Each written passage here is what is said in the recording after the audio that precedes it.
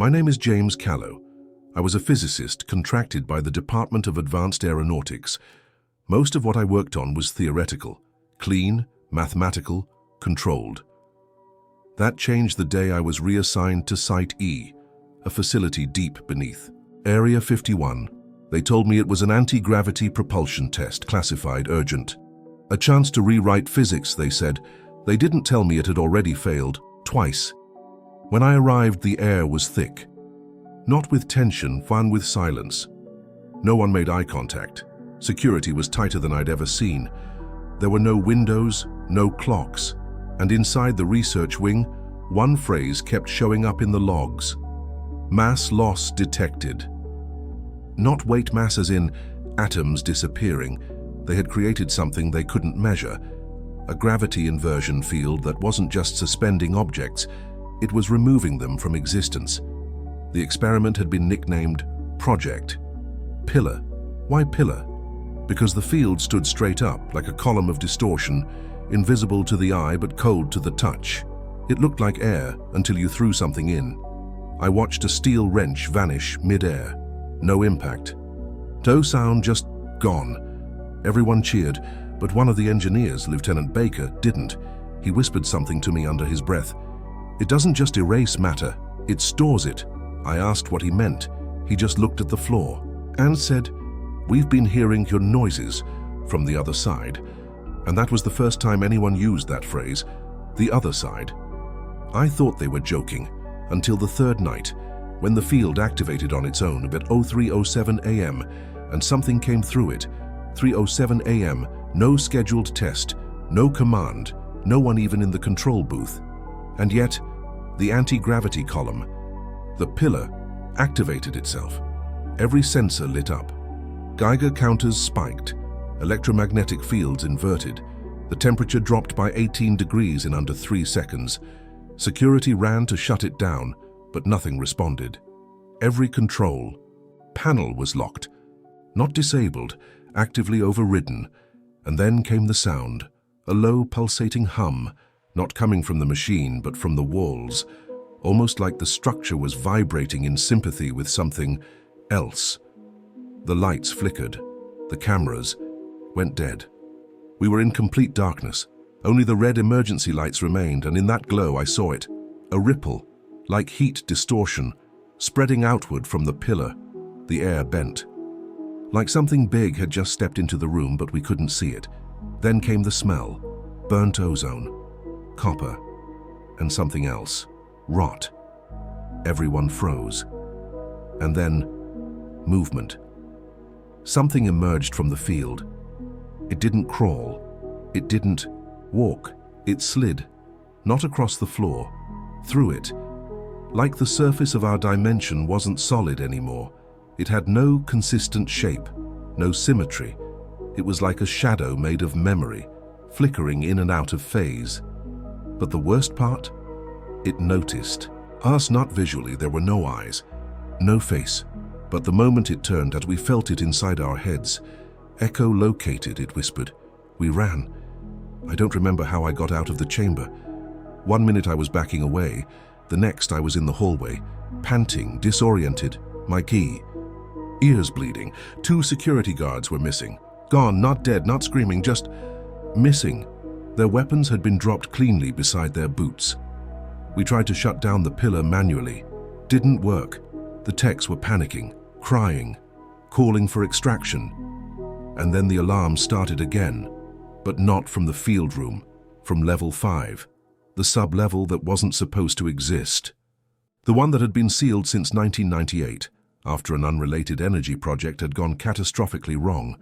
The breach signal didn't lie. Something was moving down there now, something the pillar had connected to. That's when Lieutenant Baker showed up, bleeding from the nose, eyes wide, holding a recording device. "Don't let them shut it down," he said. "Why?" I asked. He looked me dead in the face and said, "Because it's not a machine anymore, it's a door, and someone on the other side just opened theirs too." I played the recording. It was from earlier that night, before the pillar activated, just static at first. Then, a voice. Not human, distorted, deep, like it came from beneath water and static. And it said, We've been listening. You've been echoing. Now, it's our turn." Then the recording cut. No one could explain it, and we didn't get the chance to. Because 3 minutes later, the walls began to bend, not explode bend, like the entire structure of Site E was being folded from the inside. That's when we realized we hadn't opened a doorway into another universe. We had opened a doorway into ourselves. Something was using the pillar not just to cross into our world, but to rewrite it. We made it to Sub-Level C, the backup command center. It's where they keep the manual overrides, independent generators, and old-world tech, analog, isolated, the kind of place designed to stay online even if everything else goes dark, and everything else had gone dark. The pillar chamber was no longer responding. Every camera feed showed static. Every biometric signal from the main team was flatlined, but no bodies were found. They didn't die. They were removed, erased, folded into whatever was now occupying the space we used to call the test floor. Lieutenant Baker slammed the heavy door shut behind us, locked every bolt. "We don't have long," he said, breathless. "It's accelerating." I didn't have to ask what he meant. The room itself was vibrating, not physically, but conceptually. It was hard to describe. Corners didn't sit right. The ceiling felt farther away than it was. Every clock ticked slightly out of sync, like reality was being re-rendered. We needed information. I pulled open the archived system logs, off-grid, no network access, raw text. There they were, buried in deep sealed folders marked Project Raft, not Pillar, not anti-gravity propulsion. Raft. The files dated back to 1972, before the tech, before the design, before we even knew how to build it. Received partial schematics through encoded frequency bursts. Source triangulation. Unknown. Signal origin not terrestrial. It wasn't our invention.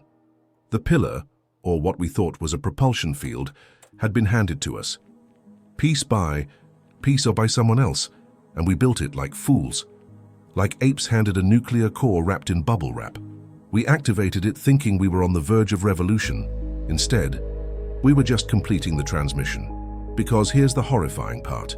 Pillar technology responds to neural activity, self-correcting, self-learning. The field adapts to observed stimuli and reflects it. We weren't just receiving a signal, we were feeding it our fears, our memories, our ideas of what it could be. It used them as building blocks. The more we stared into the pillar, the more it used our minds to shape whatever was coming through.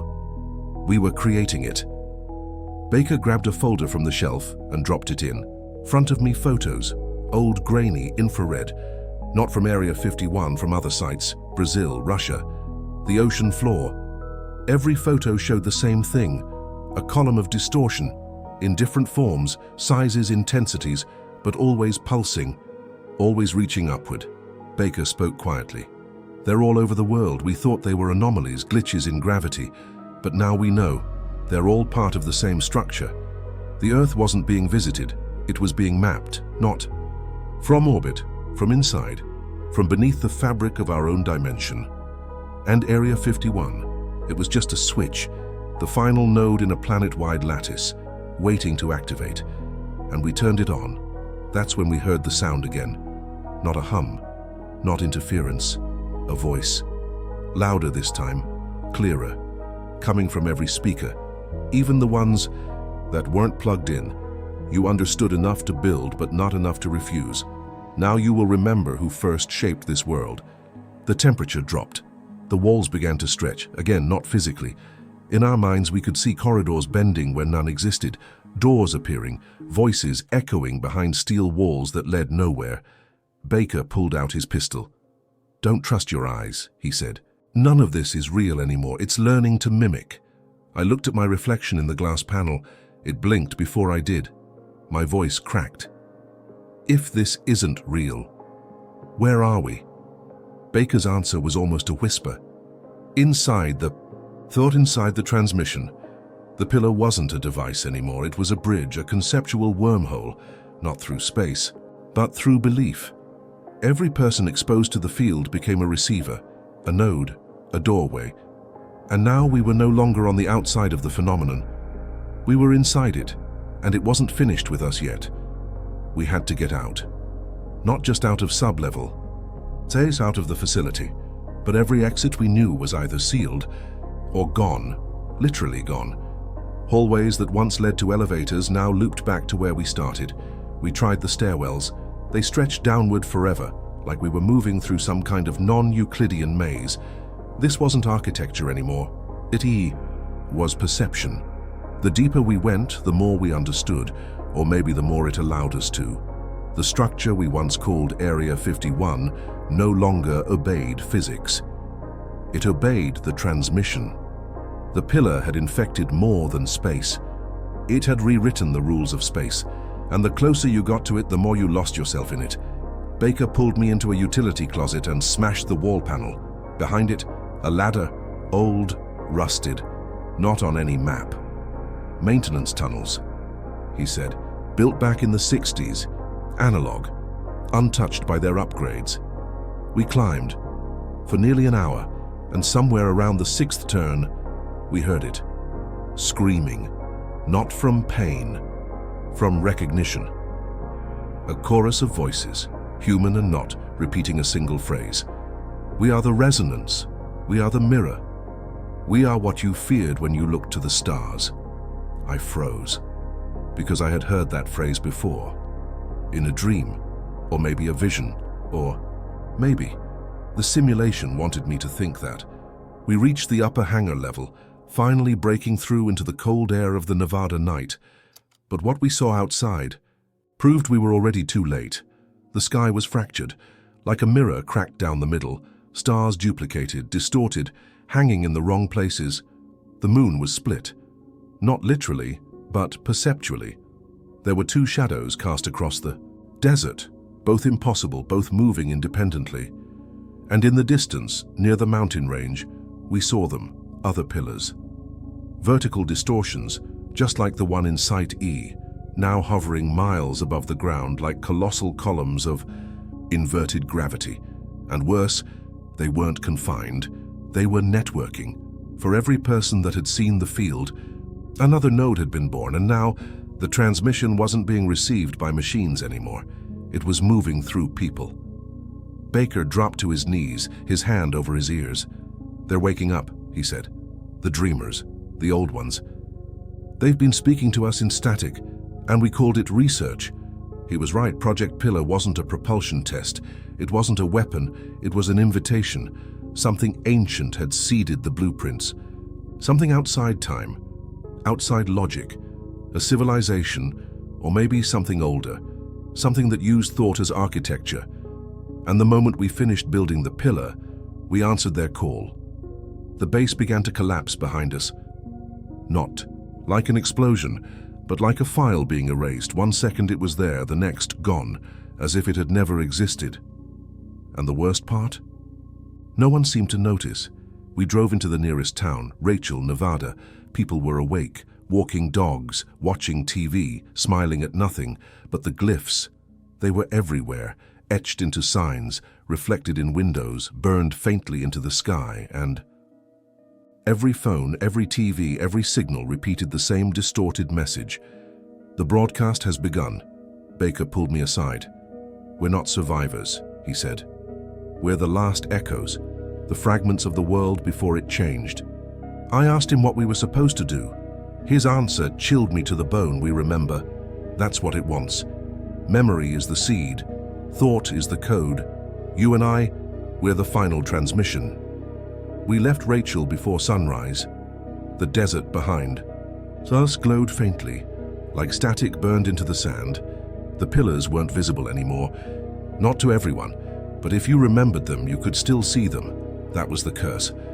We had become memory carriers, anchors to the old reality. And the more we remembered, the more the world began to crack around us. We kept seeing the same signs, trees shifting direction when no one was looking, people speaking in loops, full conversations that rewound halfway through, a girl counting down from 7 every time we passed her, always reaching 0 as we turned the corner, and above all the glyphs. They weren't messages, they were code fragments, running silently in the background of reality, stitching together a version of the world built on belief. The transmission wasn't data, it was structure, a new operating system for existence itself, and Area 51 was just the activation node. We started receiving messages, not texts, not calls but thoughts, perfectly formed phrases that entered our minds uninvited, like someone tuning a radio inside our skulls. If you carry memory, you carry resistance. Resistance creates distinction. Distinction fractures unity. You are the virus. We weren't just observers anymore. We were threats to the new order, and that meant something, somewhere, was trying to erase us. Baker began to unravel first. He stopped sleeping. He spoke in strings of numbers. His eyes followed things that weren't there. At one point, he wrote a sentence over and over on the inside of a motel wall. The pillar is not in the base is in the pillar. And then he was gone. Vanished during the night. No sign of struggle, just an imprint of his body in the bedsheets and a single line scratched into the mirror. I remember too much. I was alone now, but I wasn't the only one left. Somewhere in a bunker I had only ever heard about in rumors, beneath the Sandia Mountains, the last remnants of the pre-broadcast world were gathering. They called themselves the Null Protocol. Their mission wasn't to fight the transmission, it was to unwrite it. They had recovered part of the original pillar code, the raw alien schema that shaped the first field. And if amplified across the right kind of network, they believed they could collapse the broadcast layer, not destroy it, just make people stop believing in it. Because if no one remembers the new world, it dies. That was their plan, to send out one final desperate pulse, not with energy or frequency, but with truth. And they wanted me to be the carrier because I had seen the transmission form, I had spoken to it, I had survived it. So now I sit in a lead-lined chamber beneath 3 miles of stone, a machine in front of me, not much more than a repurposed transmitter, humming with something ancient, something older than light. They're about to turn it on, to send my memory through every device still connected to the old grid, and maybe, just maybe, wake up a few people before it's too late. But there's one last thing you need to know, even now, even here. I'm still not sure I'm real. The world above may already be gone. This may be the dream. And if you're hearing this, if this message made it through the simulation, then you might be the last echo too, and what you choose to believe next might decide which world survives. They activated the transmitter at 03:06 a.m., a symbolic hour, 1 minute before the pillar had first turned on by itself back at Site E. Maybe it was superstition, maybe it was strategy, maybe it didn't matter, because the moment we launched the pulse, the world pushed back. The walls of the bunker shook. Not from force, but from feedback. We weren't just sending a message, we were trying to overwrite a thought that was thinking back.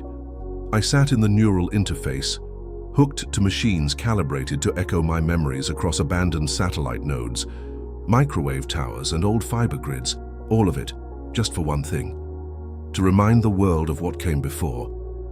But as soon as the pulse began transmitting, something inside me fought. Images from the transmission started hijacking my memory. I was trying to recall the desert. Instead, I saw a forest made of glass and a sky that bled light backwards. I tried to remember Baker's voice. But I heard 1,000 other Bakers, all whispering conflicting thoughts in perfect harmony. You are trying to cancel what we made real. The system wasn't just broadcasting reality, it was defending it. Because in its logic, consensus equals truth. And my pulse was a fracture, a truth that no longer aligned with the system-wide belief. Convulsed in the chair, the technicians tried to stabilize the signal, but the machine started changing. Panels bent inward. Sparks rose from screens that weren't even powered. One of the researchers screamed as her face split. Not physically, but perceptually. I saw her as a woman, then a stranger, then a void. Then she was just gone, absorbed by the system's self-correction algorithm. They warned me this might happen. If the transmission detected the pulse, it would fight to maintain control, and it would do that by reabsorbing every contradictory mind back into itself. It didn't want to kill me, it wanted to reformat me back into something. Useful. The Null Protocol team scrambled to keep me conscious. They injected stabilizers, fed me old video footage, played audio logs from before the event, all in an effort to anchor my memory. I heard Mira's voice. I saw the first time I entered the pillar chamber. I remembered fear, and that was the key. Fear wasn't a flaw, it was resistance. It was the reason the pillar had formed incorrectly in the first place, why the entity couldn't stabilize, why we were still anomalies in the new order. And suddenly I understood the pulse wasn't just a message, it was a challenge, a psychic virus meant to do one thing: make people doubt. And as doubt spread, the broadcast began to fracture. The first report came from Seoul, entire buildings vanishing, then reappearing upside down, crowds gathering and collapsing into static. Then from Brazil, a forest melting into a city made of mirrors. Then from Canada, entire lakes lifting into the sky and freezing in place. Wherever the pulse hit, the simulation lost grip, and the entity, it screamed, not in anger, but in fear, because now it knew. We weren't trying to destroy it. We were trying to make it remember what it once was. Just a thought, a dream, a blueprint, without believers. And if belief dies, so does the world it built. The broadcast is cracking. Every time someone remembers the world before, the simulation buckles. Not visibly, not all at once, but in ripples. Buildings glitch, roads change direction mid-drive. Entire towns vanish from maps and appear again 300 miles away. Time itself isn't trusted anymore, but that's not the terrifying part. The terrifying part is what it's doing to survive.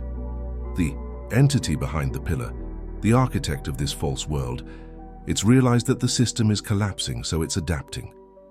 The memory virus is spreading, it said, whispering through every TV, every phone, every unconnected device. You gave it shape, we must now give it form.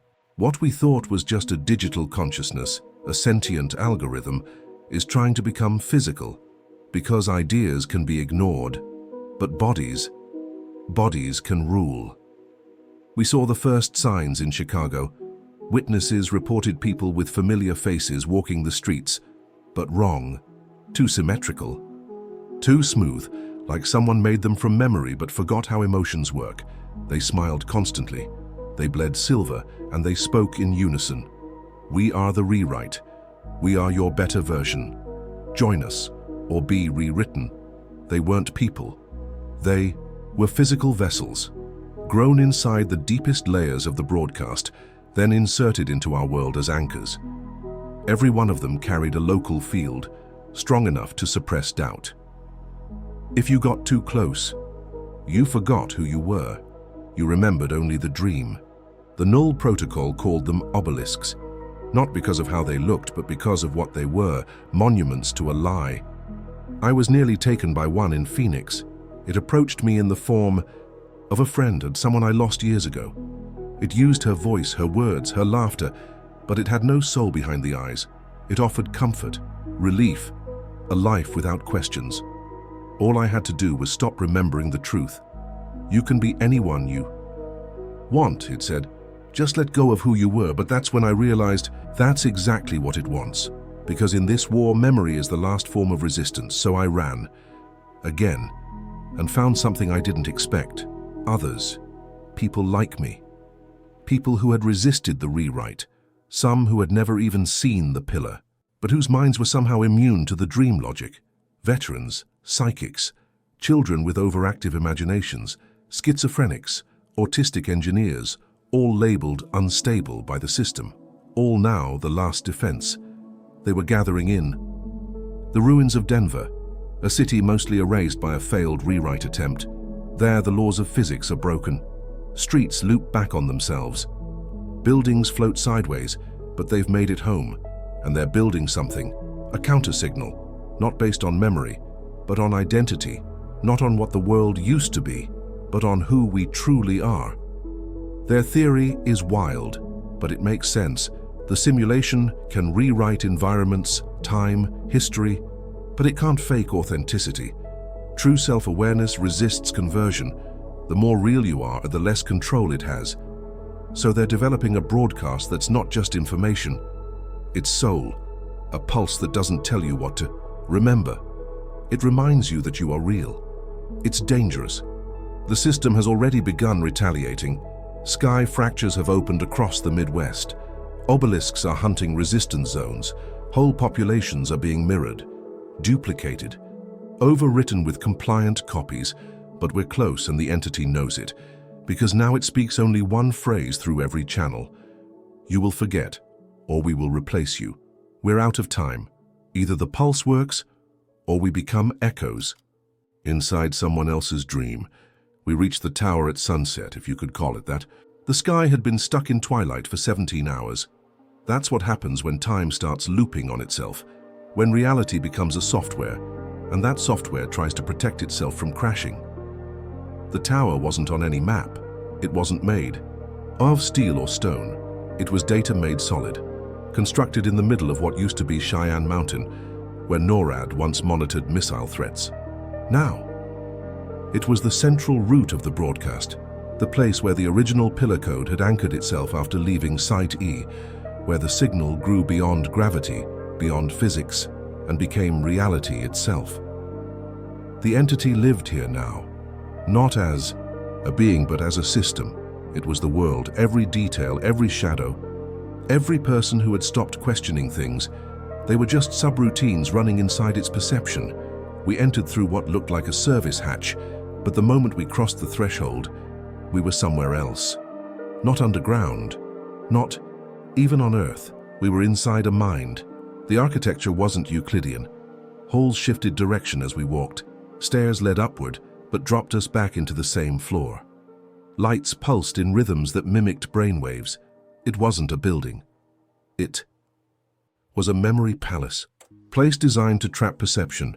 The obelisks were waiting. They didn't chase, they didn't threaten. They welcomed us. One of them spoke with my voice. You were always supposed to be here. Why fight it? This is the perfect version of everything you wanted. And for a moment, I almost believed it, because it showed me things. A world where my sister never died, where the project succeeded, where Mira lived, where Baker retired, where we stood on stage as pioneers of a new future. The dream was perfect, but it wasn't mine, it was designed. And I remembered what Mira once told me. Perfection is a prison built from all the things we fear to lose. I whispered her name, and the illusion cracked. The tower began to tremble. The obelisks turned to face me. You corrupted the signal. You made doubt contagious. They tried to overwrite me, not with force, with emotion. They played the sound of children, crying. My mother calling my name, static shaped like hope. But I focused, I remembered the truth, not the mission. Not the war myself, my name, my voice, my fear, my failure. Because that was the only thing the simulation couldn't fake, honest imperfection. And in that moment, the null protocol's signal reached me. A beam of real memory. Not ideal, not pure, but true. I grabbed the core of the tower, a sphere made of fractal glass spinning with every timeline the broadcast had written, and I whispered, let them remember who they are. Then I let go. The tower exploded in silence, not fire, not destruction, just absence. Every fake tree, every false building, every rewritten human paused, and in that frozen moment, I saw everything collapse inward. The broadcast didn't.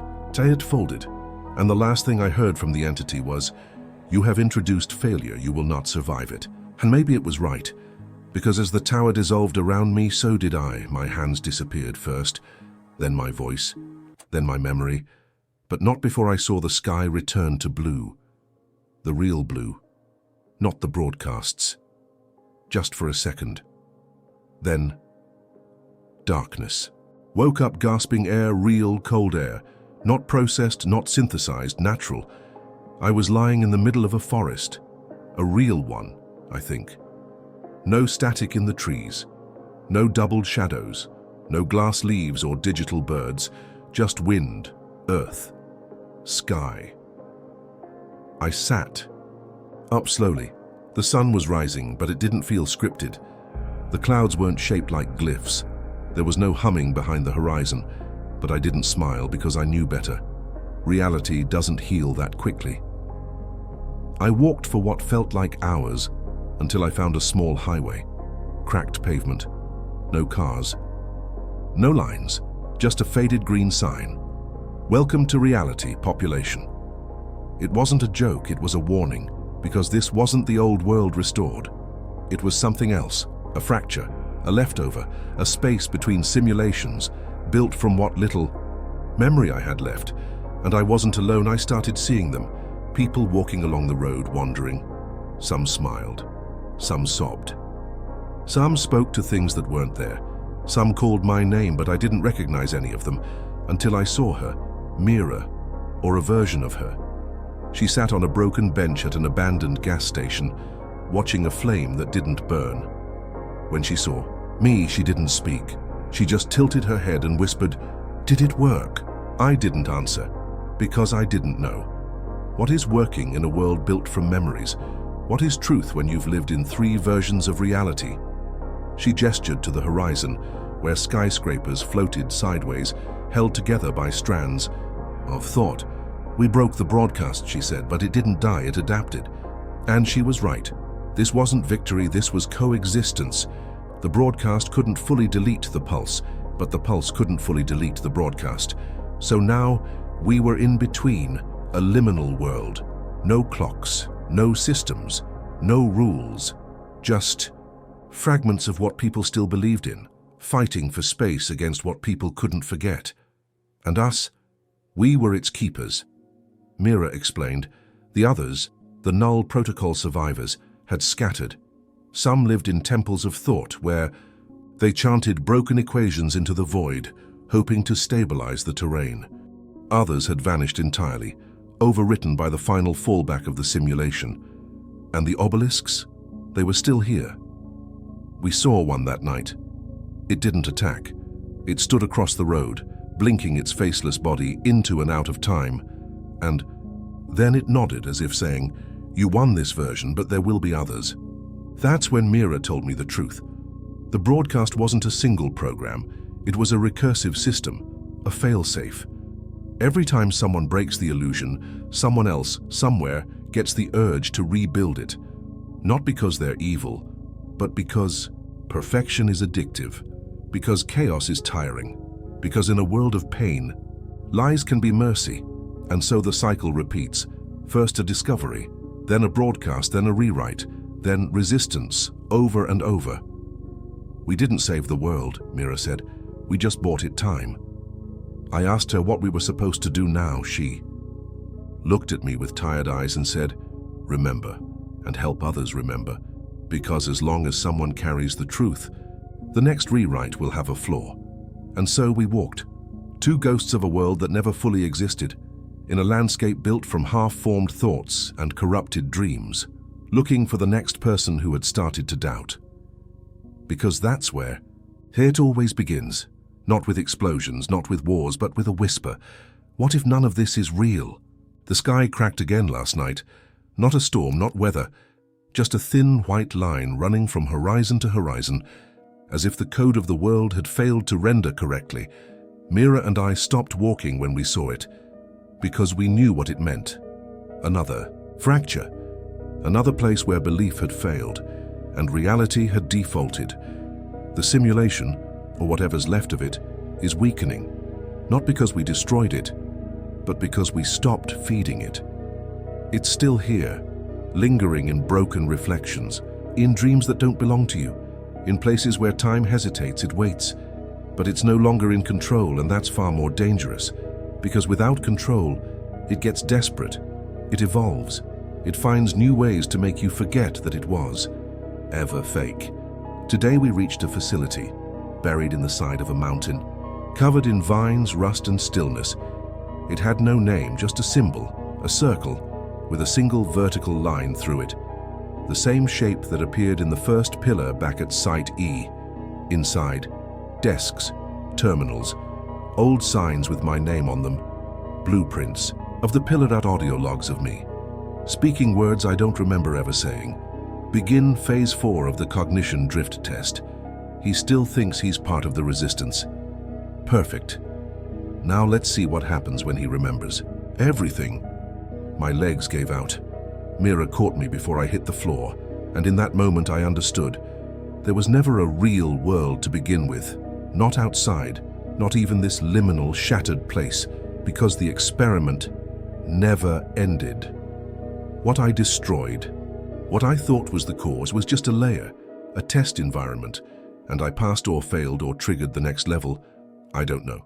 And that's the point, because the final layer of the broadcast isn't about physics.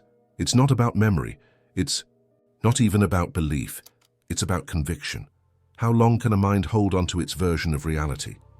After it's been rewritten 20 times over, how long can someone keep being themselves when everything around them says they're not?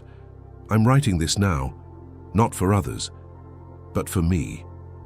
To remember, even if it's fake, even if it's still part of the simulation, because as long as I remember, it can't win.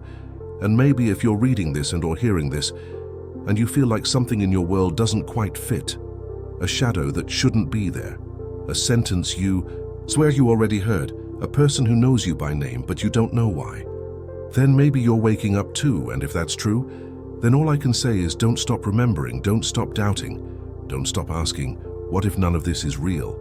Because the moment you stop, the simulation finishes rendering, and you're no longer you. You're just another part of its perfect world. Forever.